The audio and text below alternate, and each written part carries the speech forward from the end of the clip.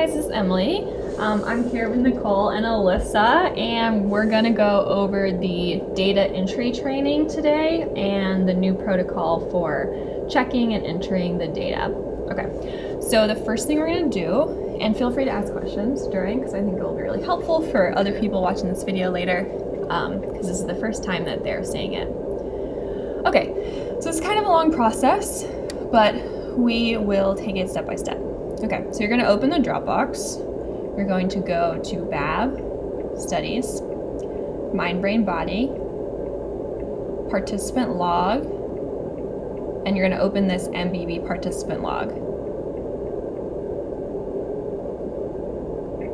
And so this is the main sheet where we're going to log everything that has been done for this participant for this study. So basically at the top you can see a few different things. You can see the part of the study that it is. So we've got the initial checklist all the way through the pre-lab session to the lab session to the post-lab session to the final checklist. And then here underneath there's kind of little subheadings, and this all corresponds exactly with the folder checklist, which is, so basically there will be two copies of the data entry log. There'll be this digital copy and there'll be the hard copy that's stapled to the participants folder. And so you can see an example of the sheet that's stapled to participants folder. If you go to Studies, Mind, Brain, Body, Protocols, Checklists, Folder Checklist. And so this is the master checklist for the study, and it has absolutely everything that we'll do in wave 1, and this is exactly what is on this spreadsheet as well. So as you can see, for these participants, we're going to do an example today. So let's say we're going to do MBB 11. So we go into the filing cabinet, and in the filing cabinet there is A to Z folders. First of like the consent, reimbursement, and contact lists, and then it moves into the data folders. So they're numbered in order. So you're going to grab the folder for the participant that you're about to enter the data for. And today we're going to do MBB 011. Okay, so everything here at the beginning are the things that have been done in the lab session or before the lab session. So for instance, creating this folder, printing the checklist and putting it in the folder, enrolling the participant and everything like that. So you can kind of scroll past all this if it says complete.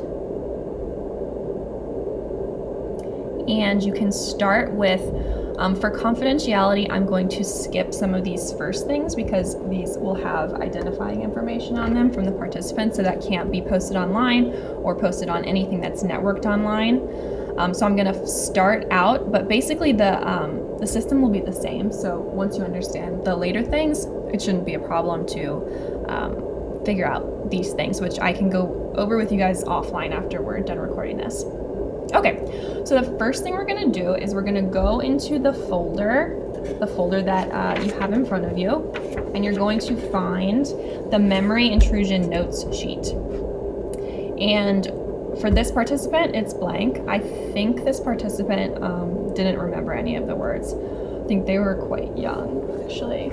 They were 6 years old, and I think she didn't remember any of the words. But it's important to have a copy of that. So we're going to go to their data file, which you find by doing Studies, Mind, Brain, Body, Data, MBB 011, and it will be in Tasks. So this one's a little bit complicated because we're making a screen recording. You're doing what? We're recording this on my screen. Oh, cool. That's why I'm being So I'm just randomly studying in the background. Oh, no, you can't see you. It's just, yeah. Okay, that was Bridget. Hi. Okay, so this one's a little bit complicated because this is a task sheet. So this will be a little bit more complicated than all of the other stuff, but it's the same kind of process. So we'll go to the tasks folder, then we'll go to behavioral. And so the difference between behavioral and physio. Physio is any of the data that was collected from the biopack. So like the GSR, the heart rate data, the EGG data. So aside from checking that these files are there, you won't mostly be working with the files in there. Mostly you'll be working with the behavioral files. So you're going to click into behavioral, then you're going to click into raw. So all of these files also when you're entering data will be raw because they haven't been processed yet. So you're going to click into raw, you're going to click into memory intrusion, and you're going to see that there is, this is from the template, so there's actually not, this has not been scanned in yet. So then the next thing you're going to do is you are going to scan this in with your phone. There's like a bunch of scanning apps you can usually use on your phone, and it's okay to airdrop this because it doesn't have any identifying information on it. So you can airdrop this and scan it in. So actually let's do that just for the sake of this video. I don't know where my phone went. Might have left it in that room. Can you, no one leave? Yeah. I need to take a photo and I know that sounds really weird, but I need to do it for this one thing. So don't leave. Okay. And tell me when you're done. Okay. I'm gonna post edit these. Do you need to use my phone for your airdropping something to me or to yourself? Yeah, that's okay. I have this. Okay. Okay. So let's do that for the sake of this video. We're gonna airdrop this in, and even though it's blank, it's still good practice, I think, just to airdrop it in so that you can see that it's blank. You can see that there's no data, so that we're not confused as to why there's no. And before I do that, actually, I'll explain why this says MBB999 right here. So there's a template file for the tasks because the tasks, actually for everything, for all the data there's a template file because there's a lot of different files that go in all of these folders, and it's important to know what goes in each folder. So if you go into this template file, and these are all going to be 999 because that's just a made up participant, that's not a real participant, and you're going to go in there and you're going to see all the files that are supposed to be in that folder for that participant. So these aren't real files, they're just placeholders. So see, there's nothing really, it's just, it's not really a real file. That's because this is just, there's no data for this because it's not a real person. So this is just the naming conventions and the types of files that should be in this. So say you wanted to check what a file looks like, I would go into a participant that already has data, and this is a mistake that sometimes Dropbox duplicates things when there's multiple people using it. So if this ever happens, just let me know and I can fix that. So like say you wanted to know what the WASI Wyatt numerical operations form looked like, not just the name, you could go into a previously completed participant and you could pull that up and you could see what that looks like. Cool, okay. So so basically when you're creating a new participant, and you guys won't be doing this for this because it will already be created, but you'll duplicate that. And then basically you want to go in and replace every file with the correct file. So for this memory intrusion, we can see that there is a file here, but it's not the right file, it's the template file. So this file still needs to be added. Okay, so I'm going to scan it with my scanner app. I use one called TurboScan, but I think there's a native Apple one that works pretty well, and a couple other ones. If you have any questions about that, I can link to it in the comments. Because I'm a YouTube blogger. Okay. Okay, then I'm gonna airdrop this to the computer.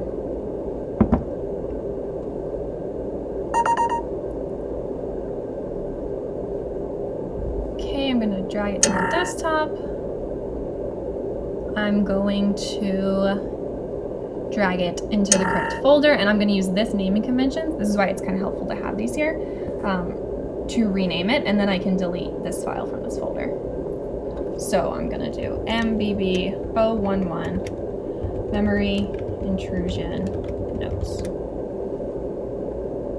And then I can see that this is the memory intrusion notes, and it's blank because this participant did the task, but they didn't recall any of the words. They were quite a young participant. Okay, so then I can delete this. So I'm gonna do that. Okay, so, and I won't worry about the other files in there yet because that comes later when we do the data entry part. This is really just when you're scanning the paper files. So I'm gonna go to Scan Memory Intrusion Notes, and I'm going to click Complete, although this should be drop down, so I'm just going to do that really quick.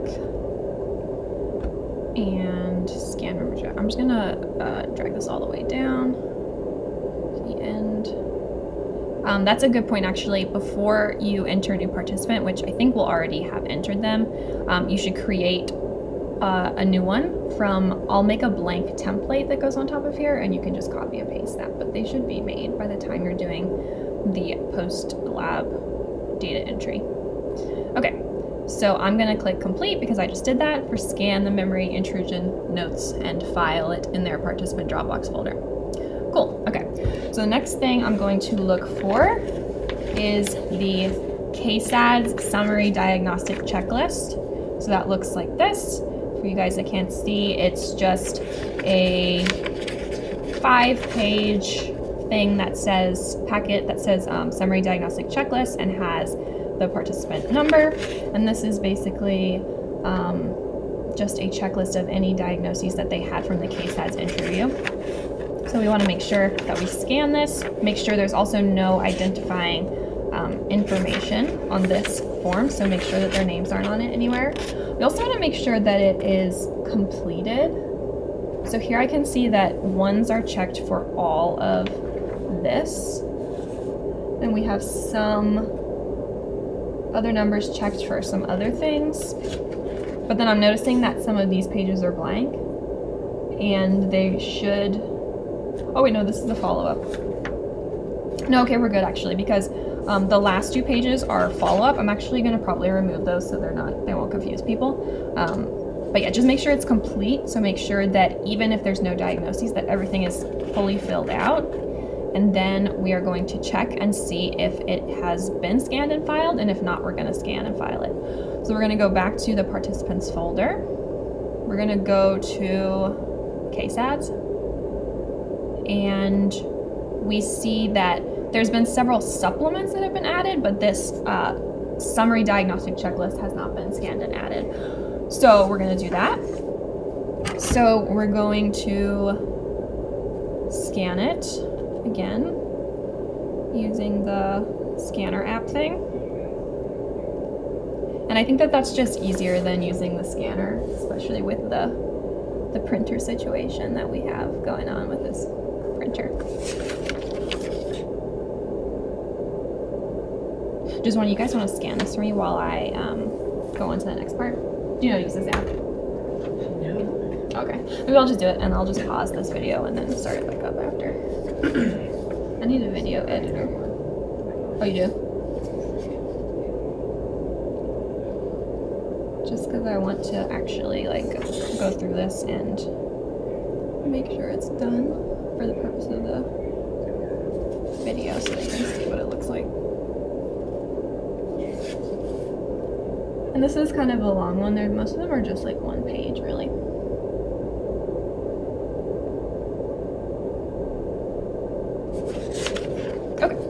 So that's all you need. You don't need the follow-up.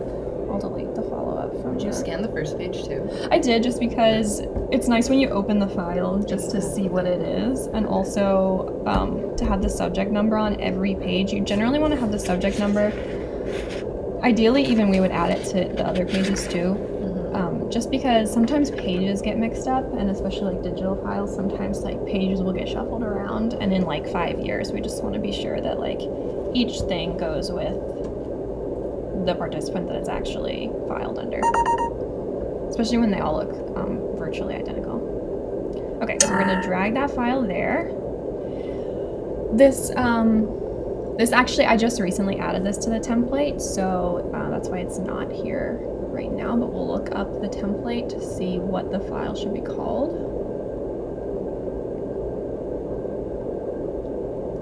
It's in, what did I say it was in? Data. Yes. and KSATs.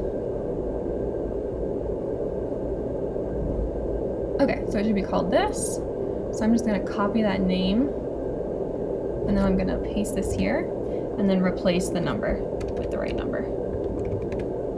And for those of you that couldn't see it, now this is what it looks like. It has a summary of all of the diagnoses from the KSADS interview. And then you'll also see there's a few other things in here too. If there was any supplements completed, there will be those files as well in there. And you can check what supplements were completed by going to the screen.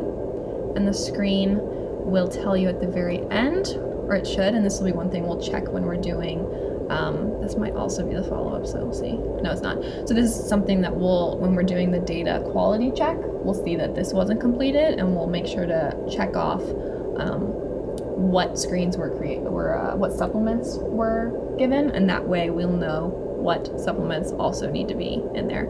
Sometimes there won't be any, so it'll just be the screen, the summary checklist, and then the supplement number and name if there is one.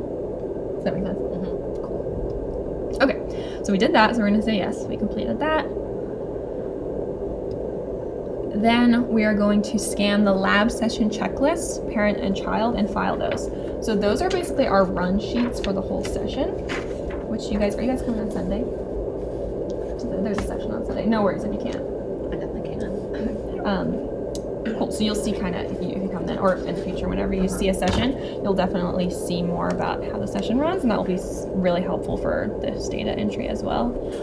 Okay. So the first thing you're going to do is you're going to scan. These are like the run of sessions, so they say like each task, whether it was done, and whether there's any notes for it, and it's just one page, which is nice. Okay. So we're going to do that.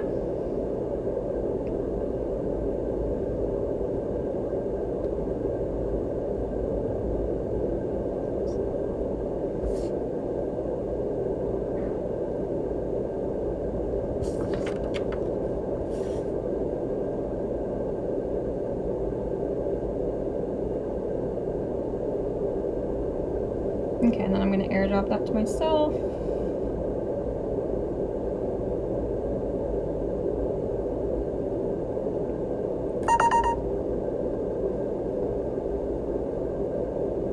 Okay, I'm going to pull that to the desktop. And I'm going to go back to the participant I was working with, MBB011. And I'm going to go to their to file their lab session checklist, and that's located in info. So under checklists. So here you can see that this is the template. So we're going to replace the lab session checklist child with the folder, with the file that I just downloaded. So Those are placeholders, right? That's what you said. yeah, they're placeholders. And they're not actual files.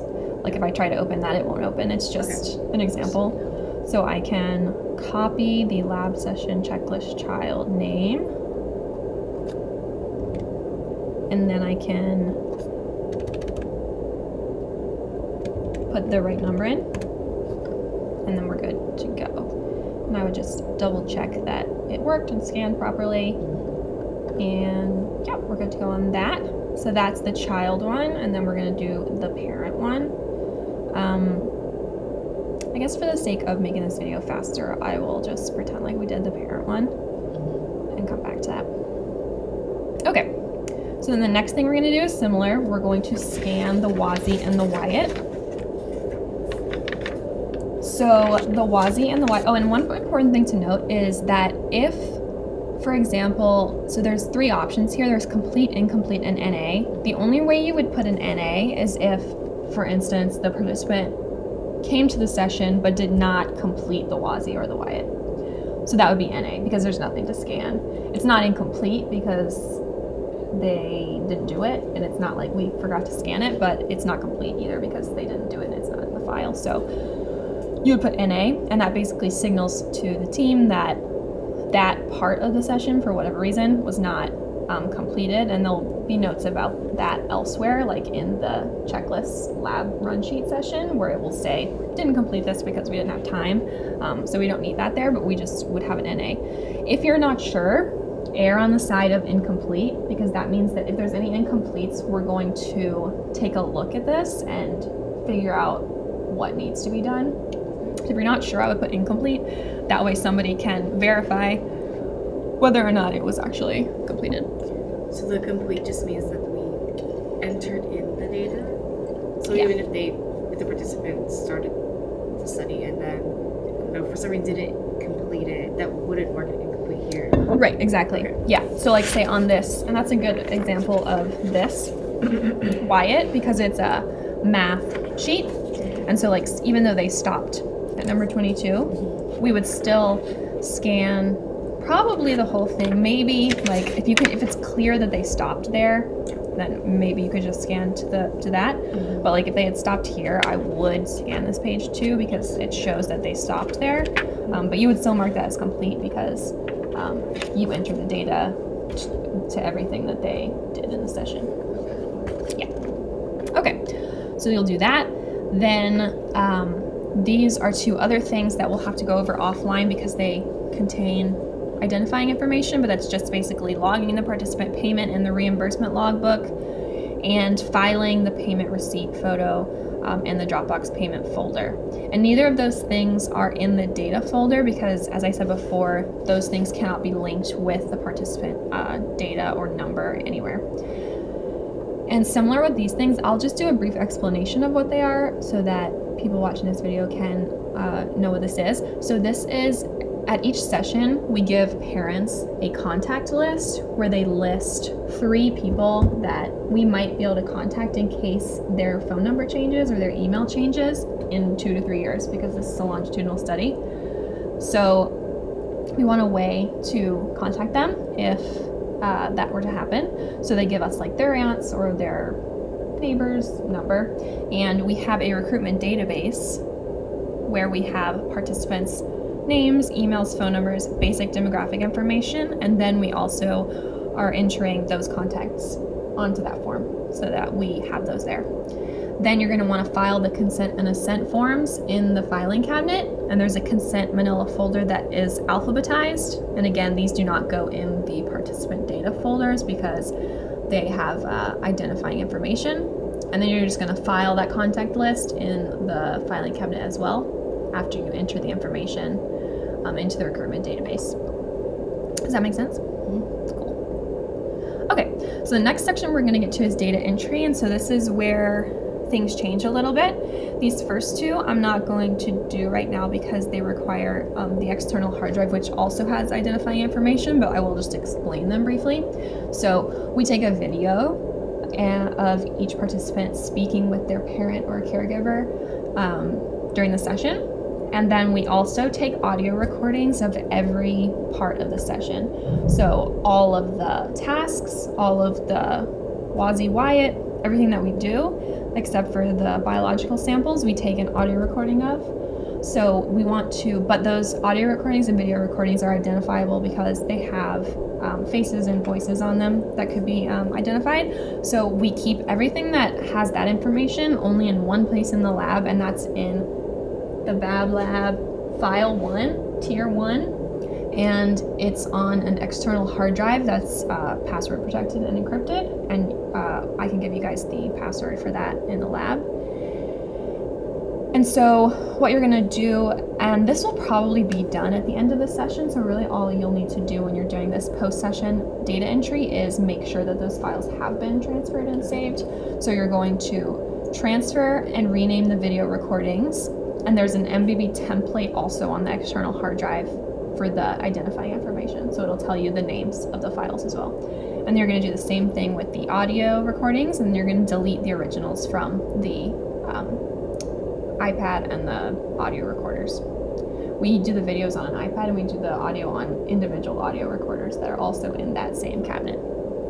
Okay, so now we get into some of the data copying and saving from the tasks. So in this part, you're going to copy the behavioral task data to the participant folder.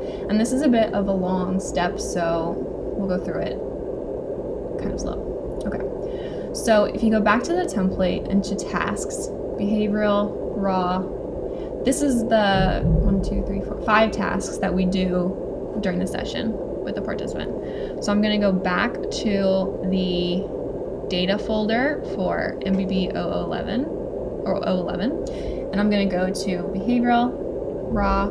It's always raw when you're doing this data entry. And then I'm going to look and see if these files have been moved. And these files will also probably be moved already at the end of the session. So just double checking that they're there, that they're what they're supposed to be.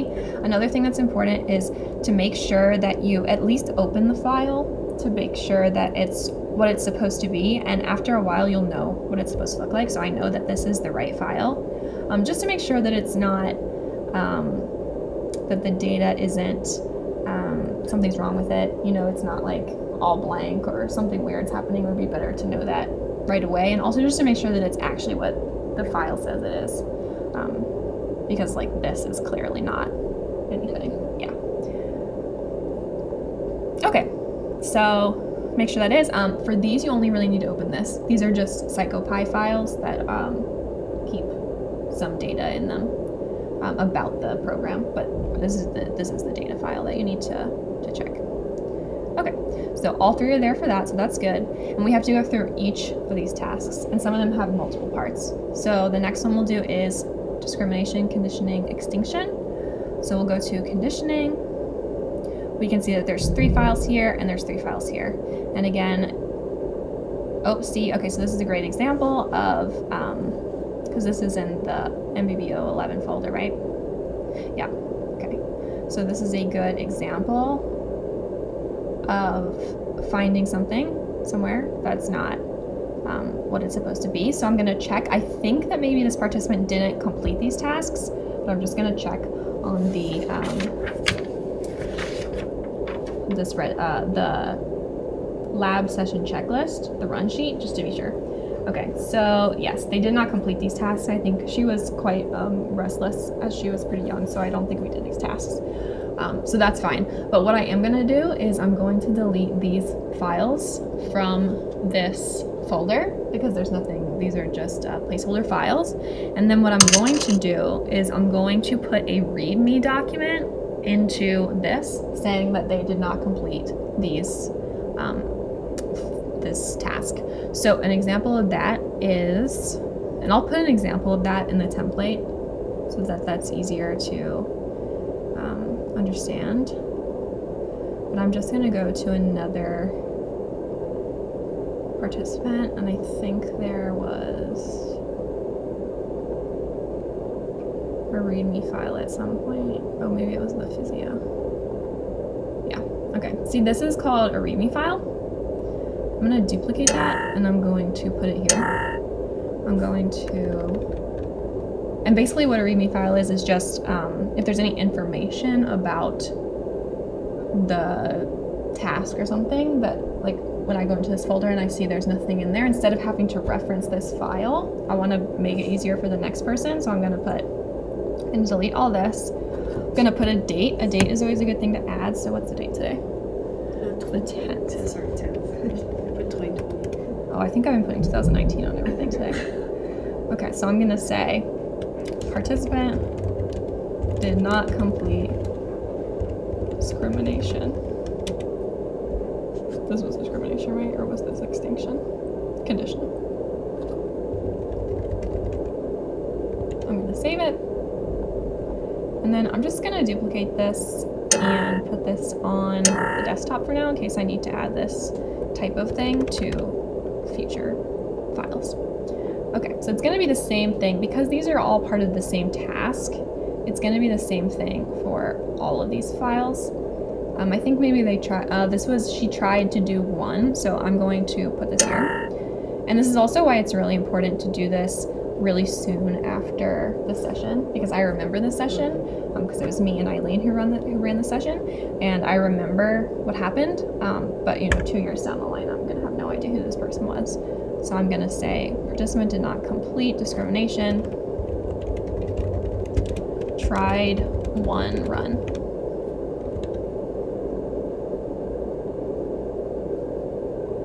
Oops, I accidentally dragged that instead of copying it.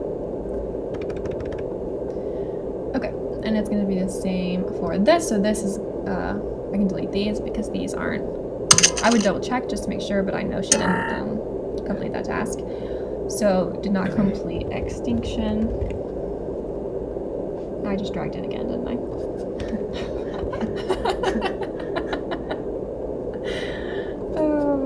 I don't know. Okay. All right, so we're good with that. So I'm just gonna move back to the template here. Data, template, tasks, behavioral, raw. Okay, so now I'm gonna move into Halloween. There is 2 parts to Halloween. There's test and training. So I'm gonna look at the test first. I see that there's all 3 files. I'm gonna just make sure that this file isn't broken. Looks good. Then I'm gonna go to training and do the same thing. That looks good. Okay, so we're all good on Halloween. Then I'm gonna go to memory gen. And there's also 2 parts to this. So I'm gonna make sure that these files match.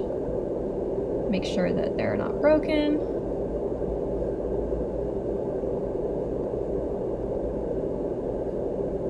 All good. Okay. And then we just have memory intrusion. And this is the one we already checked the PDF.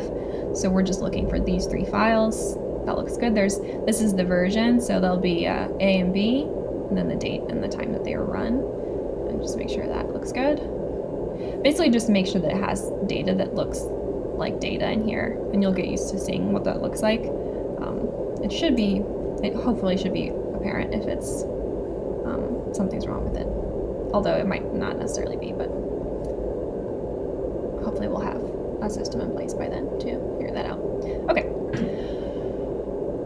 Okay, so we just did all of we're gonna go back to the participant log, and we just did all of the copy behavioral tasks. And I recommend highlighting the one that you are working on when you're doing this so that it's easy for you to figure it out. Just remember when you're done to unhighlight it before you leave.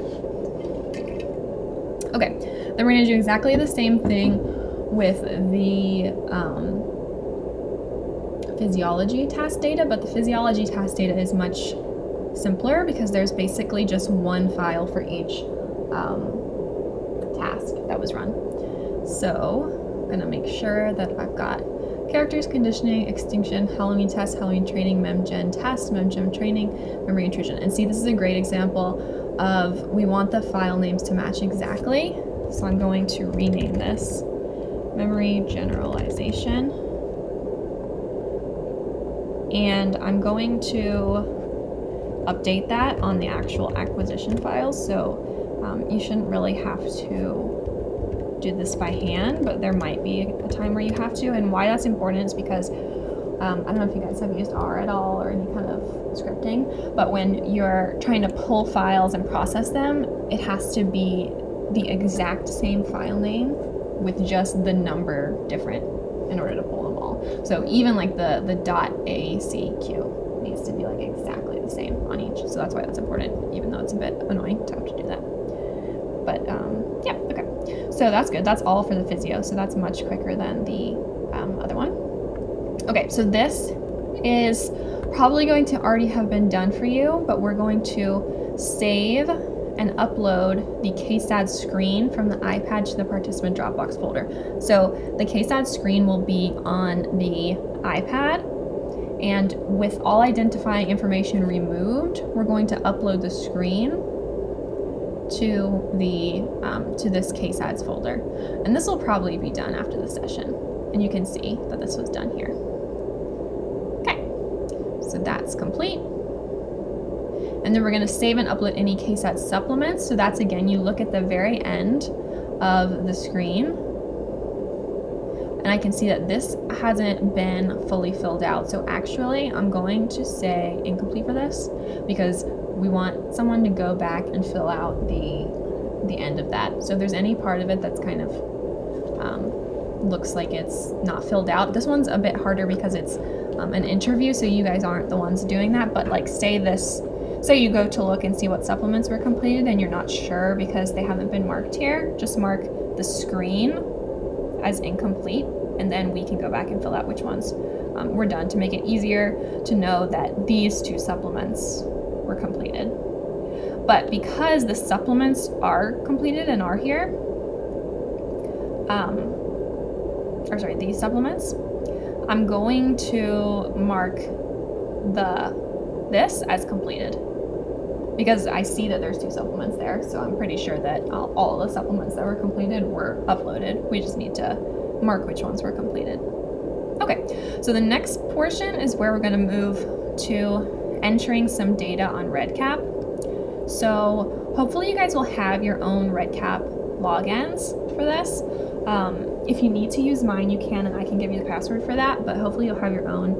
But for now, we'll just use mine, and this part is a little bit more interesting. Okay.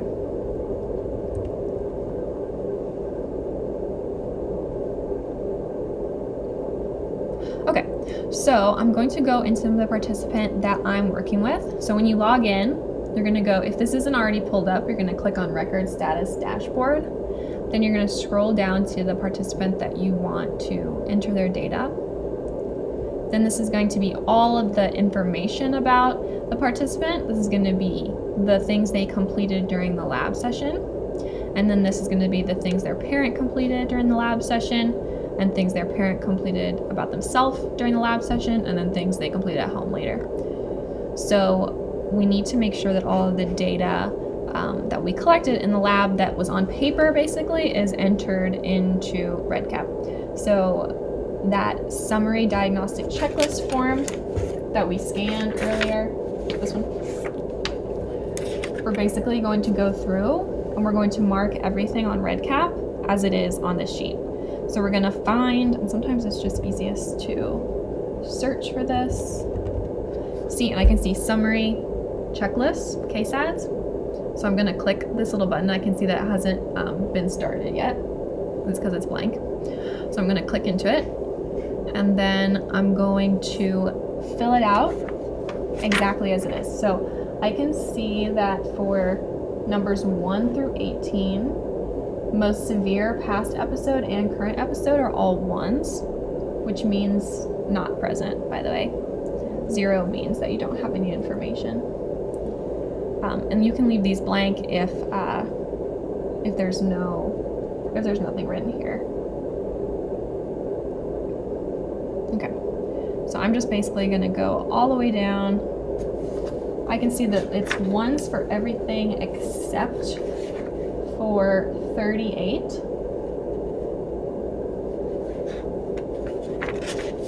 For 38.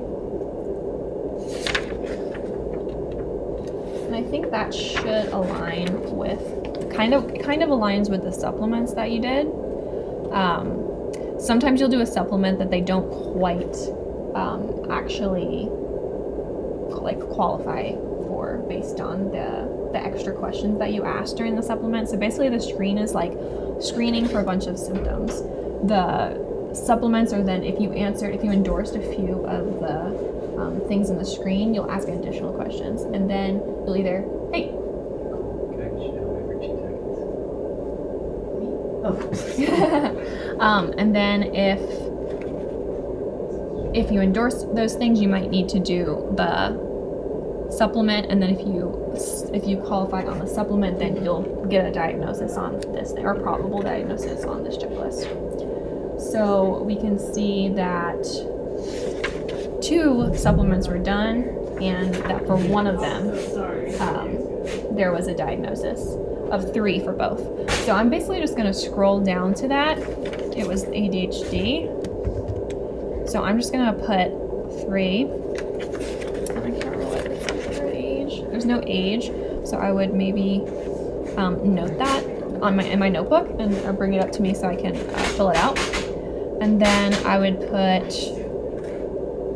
this is also not marked on the sheet, so I'd probably also have to ask about this, and then 3 for that. For the rest of them, I can put 1. But since I don't have all of this information anyway, I'm going to, I would fill out the rest of this sheet, save and exit form. But then on here, I'm going to put incomplete because I don't have all the information I need for that one. So I'm gonna have to ask somebody to complete. And most of the time it'll just be that the person who did the interview hasn't gone back and fully completed the checklist yet. So they'll just need to complete that checklist before you can enter their information. Okay. So the next thing is super straightforward. It's just putting their height, weight, and waist information. And these are under something called body measurements. So you're gonna click into this. Their height is listed here and it's in inches. Their weight is here and it's in pounds. And then their waist is also in inches. Okay, so this is a good example of one that is complete and that you entered. So you can just put complete. Okay, so we're good with that. That one's super straightforward. Okay, then for the WASI and the WIAT, these are the intelligence tests that we administer. And basically you want to enter the information on these, make sure that they are scored. And I think we talked about this when we talked about the scanning them in. You also only want to scan them in if they're scored, and scored means that it has these scores filled out on the front page. So this one has that filled out, this is the math booklet, isn't part of the scoring, but it is part of the, it's not part of the score sheet, but it is part of the scoring. So you'll need just scan it, but you don't need it for when you're entering the scores to REDCap. Okay, so these are scored. So I'm going to go to REDCap. I'm going to type in WASI. And I'm going to put the information from this form. So I can see that they're left-handed. So I'm going to put that there. Their test age is 6 years. Oh, actually this is, this will come up here if they're, I think I need to fix this, but this will come up here. So it'll say 6, and then you just had to put the months here. So 7 months, because we already have their age from another part, their age in years, and 15 days. And that just makes it a little easier to calculate. Okay, so their vocabulary raw score is going to be right here. So we're gonna put 18 there. Okay, and what's their matrix reasoning score? 13. Yeah. And then the T-scores, which are standardized, are just to here. So 53, 59. The sum of the T-scores is here, so it's 112. And then their full scale IQ composite score has 2 parts to it. It has the composite and the sum of T-scores. So the sum of T-scores is 112. The composite score is 110. And that 112 just came from here.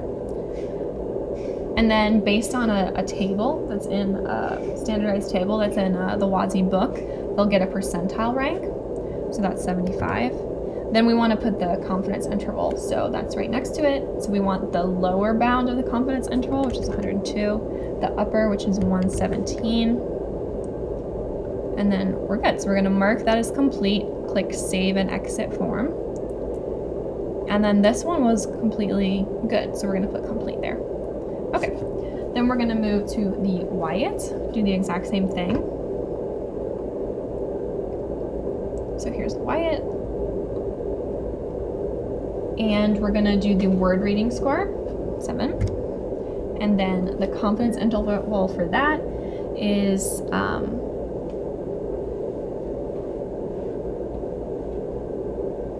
actually, I think this is 96. I'm not sure. Usually it should be the same. So I might need to ask about that. So I'm just gonna leave that blank. I actually think that it's this. So I'm gonna put that, but I would mark this as incomplete and ask somebody about it. Actually, it's probably best to leave it blank. But you can put this. So 91 to 100. Word reading percentile rank, that's right there, that's 39. And then we're gonna write on this form, we haven't yet, but we're gonna write their, the word that they get to at the 30-second mark. That's like marks their speed reading score. So we'll enter the actual word, like if it was like the actual word that they get to at 30 seconds. Then we're gonna do numerical operations, which is 18. Confidence interval is, oh wait, it's 118. So I'm not sure that, because on the last one it was the same, so I'm just gonna wait and ask somebody. So 110 and 126 and 88. I think that one, the 100 is supposed to be 101. I am. Good catch. And that is why we are gonna have 2 people check over this after because it's super easy to make a mistake. Which you can see because we've already kind of caught a couple mistakes too of like just little things that we've caught. So okay, so this one's not complete, so I'm gonna leave that as incomplete because I have a few questions that I need to address about that, and then I'm gonna put incomplete here because it's not quite done. Cool. Okay, and then this is the memory intrusion notes comes from the memory intrusion scratch paper, and we're gonna go here to memory intrusion, which is here. And here we're actually going to enter the words that they recalled from these lists. This participant didn't recall any, so I'm actually going to put NA here, and it's good practice to put NA when you know something is blank, so that we know that it's not unintentionally left blank, but that there's actually no data in there because the participant didn't do it or didn't remember anything. So we're gonna do that. So that's complete. So I can click save and exit for that. Complete. And then you're gonna go through the checklists, the run sheets for the session, and you're going to enter this information onto REDCap. And so this is important for, you're gonna go to lab session checklist child. This name might change, but it should be in this general place. So we are going to put the start time, which will be on this sheet going forwards, but I can see that the start time was 10 a.m. and do that in military time. Then this, month, day, you have to put the day as well. So that was the 23rd of December at 10 a.m.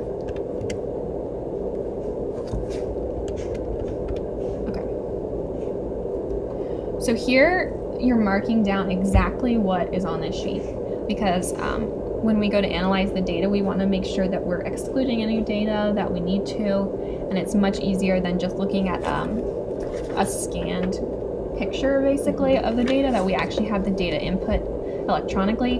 Also for handwriting and things like that, it's just easier if it's electronically input. So we're going to click, basically just follow exactly this form. So the first thing was Ascent and Economy Board explained.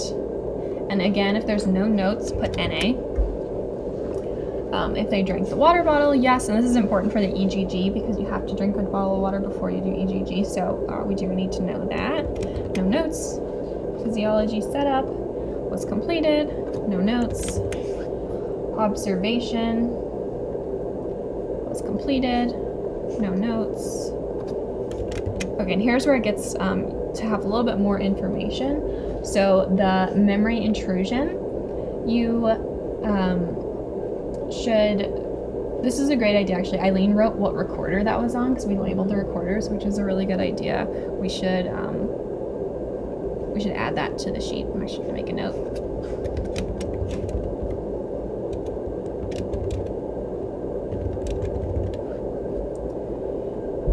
So you'll enter the counterbalance order, and this is super important because any tests that they take at home after, which we send them a few tasks to do at home, will be based on the counterbalance order that they did in the lab session. So in order for the program to know what tasks to give them at home, it's really important that we enter this information here.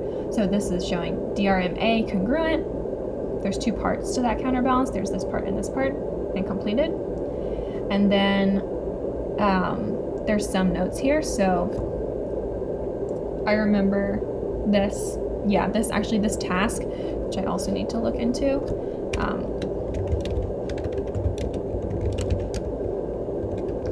It kind of was malfunctioning, and for some reason it didn't show the certain lists of certain words like it was supposed to. So we just noted that there's nothing you can really do at the time that it's malfunctioning, but we need to look into that later. So it's good to write that down. And so I'm just going to write it down exactly like it is here.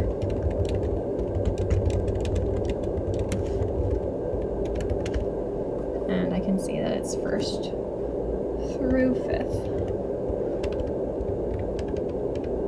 Oh, actually, no. 1st, 3rd, and 5th. 1st, 3rd, and 5th. Yeah, I remember it was every other for some reason. It was very strange. We need to look into that. Okay, so then Halloween was completed. The counterbalance was day. No notes. Characters completed. And then so on. I'm just gonna leave this for now, but that's basically the flow of that. Same thing for the parent. And then from there, we get onto some different things. So we need to make sure that the blood sample, the hair sample, and the saliva sample are labeled and stored. They probably will be, so these probably more than likely will be already filled out for you. If not, you can just ask somebody in the lab if those things have been done, and we can tell you, because the blood sample is stored in the -80-degree freezer in the basement. The hair sample is stored in the -20-degree freezer in the health psychology lab, and the same as the saliva. So getting to those will be a little bit difficult unless we really aren't sure what sample we have and we want to double check. So just ask someone. Probably more than likely not, they're already stored there. But one thing that is good to check is to check the sample storage log and make sure that that's filled out. So we're going to go to studies, this, protocols, samples, storage, sample storage log. And then we can see this actually, I asked Eileen, and it has been moved to the -80. And we're storing some of these in our cabinet right now until we get some freezer access. But this is a good example of when I know that this one was stored, so I'm going to put that it was stored here. So I'm going to update this. So I'm going to save that. So then I'm going to say yes. It's complete. Although because the yeah, I'm going to say it's complete. I'm not sure if we received the stool sample yet, but that's actually in the later portion of the checklist. It's malfunctioning. No, it's been doing so well. Okay, well, I can't mark that, but I can explain the rest of it. That's weird. Okay, so you're gonna update that sample storage log, and then you're gonna make sure in the BabLab calendar that a few of these reminders have been scheduled. So say, I'll show you an example. So say that the participant from the 23rd had a lab session. So then we're going to say we want a calendar reminder to remind them to send a home session reminder 1 week after that. So we're going to go to the calendar, and here I've done this, but we're going to check and make sure that this is in the calendar for a week later. Home reminder 1. And we're going to put status, and when we make it, we're going to put incomplete. And then as people do things, they're going to mark it as complete. So, oh, that's working. Okay, so this is complete. Then the second one is going to be 10 days after the lab session. So that is here. And if it falls on a weekend, I would put it on either like if it fell on Saturday, I'd put it probably on Friday, the earliest next business day. Home reminder 2. And then finally, that one's good. And then and this is just checking that the reminders are on the calendar. Then we're going to make sure that reminder 3 is on there 14 days after, so that's 2 weeks after their original session. And that's it's here. And then if they're not And on it's there, there. then we go ahead and just make them. Yeah, just make it, and you can make it according to a template from a previous person. Okay. These ones are pretty straightforward. They Mhm. really just have this on it. Make sure it's an all-day event on the MVB calendar. And yeah, make it if it's not there. And if you have any questions, you can just ask. Okay. That one's there, so I'm gonna say that. And then for these, I'm going to make sure that the first thing I can do is check to see if if this has been updated. So I can see that the home reminder one was sent because it says complete here. So I can go ahead and check complete. If it wasn't marked complete there, I would need to go into the BabLab emails and go into the sent and see if that email was sent. And I would need to look at the hard drive that has the participant information to get their contact information on. But because it's marked here that it's complete, then that's super easy for you. Just mark that it's done. Same with this. So that one's done.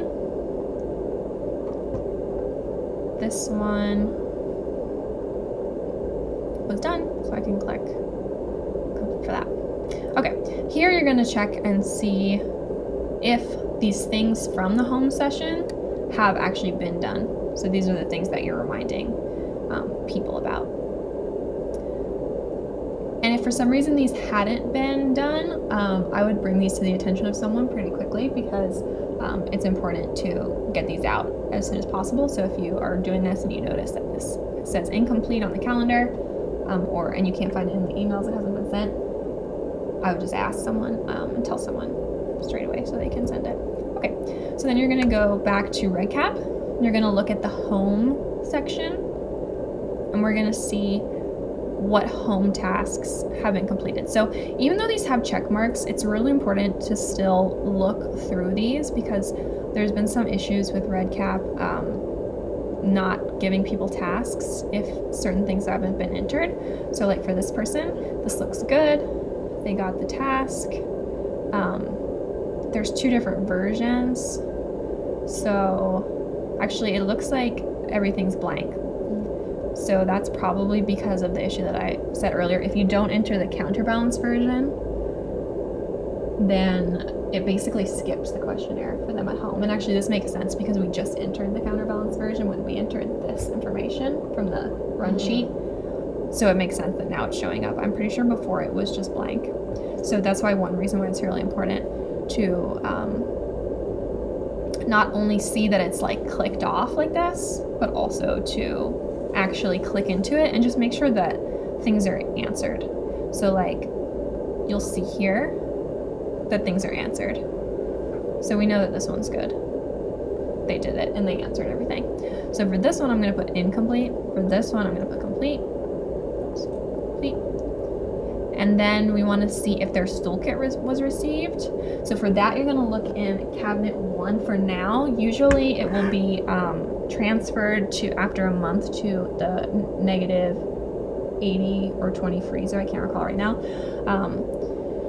So generally you're just going to want to ask someone if we've received this yet. I'm not sure.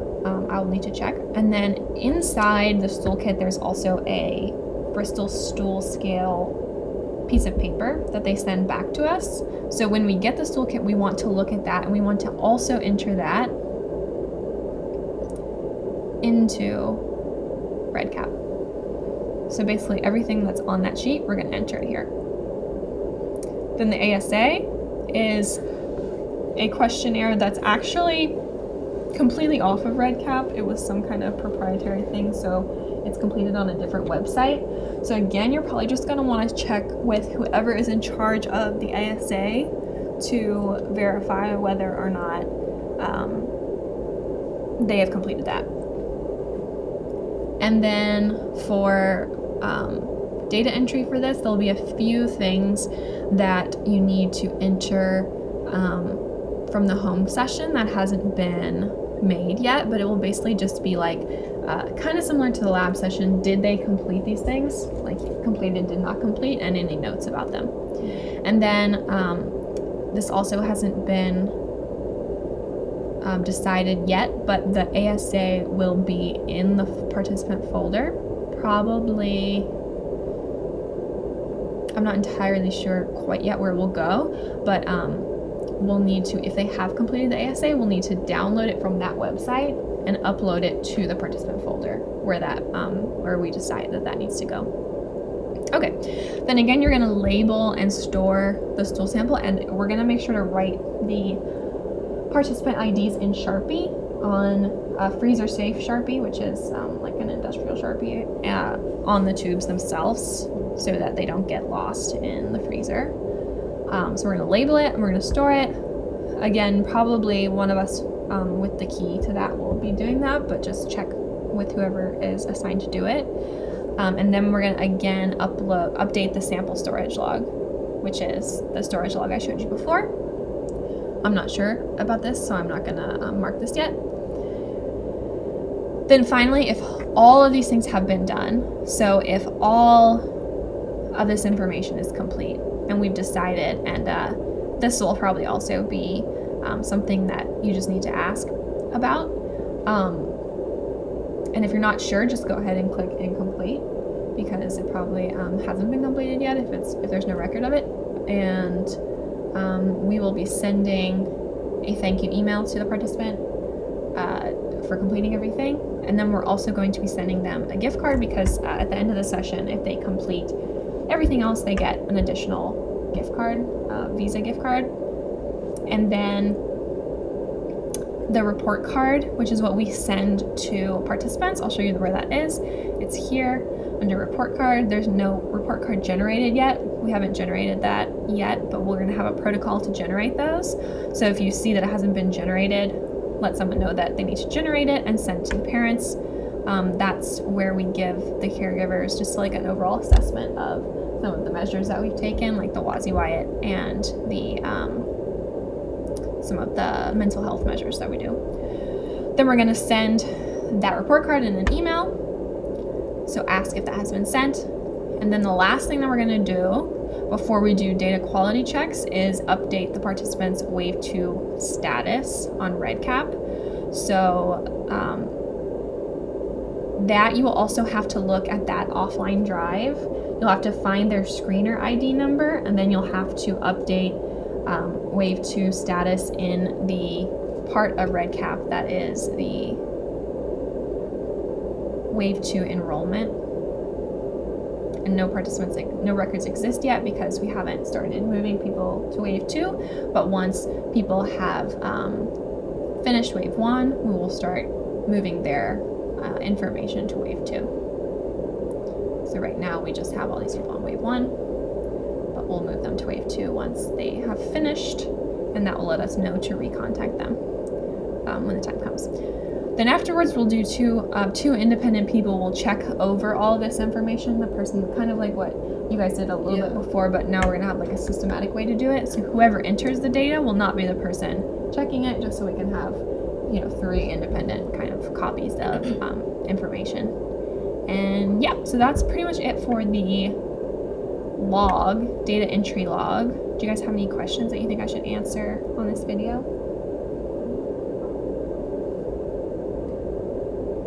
Okay. Yeah. I'm gonna ask the questions that I had trouble with. Are you sure? Because I can answer them. Oh no, I mean I already asked. Well, I Okay. have one question. Yeah. When you say Wave 1 and Wave 2, Mm-hmm. does that just mean we're now moving to the next step, like the next series? Yeah.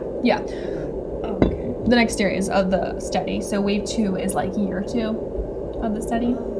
Even though we'll be running people the whole time. So, the people that started last, our first person was in November. So this November, those people will start Wave 2. And then for the samples Mm-hmm. that you said to ask if we have it, who do we ask? You can ask one of the lab managers, or I would say one of the lab managers. They should know whether the samples have been stored in. Okay, and then like for a time frame, like after a session, you'd want to do this somewhat quickly then, right? Yeah, I think we should do this within a couple days after the lab session. Okay. So like say we ran someone on Saturday, we should probably try to get it done by like Tuesday. Mm-hmm. Right now, because we have so many people that because we just developed this system, it's going to take a little while. But when you only have 1 or 2 people to do, it really shouldn't take more than like, the time it took us right now, maybe Yeah. a little bit longer.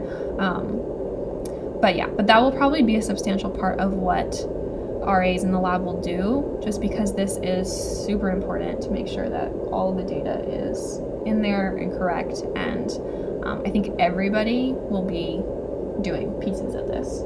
So yeah, except for that one person will do the quality assessment at a time so that they get the full picture of each person's data. But like this, there'll be various different people doing these different parts Yeah. as the study goes along. Yeah. Cool. Okay, I'm gonna stop.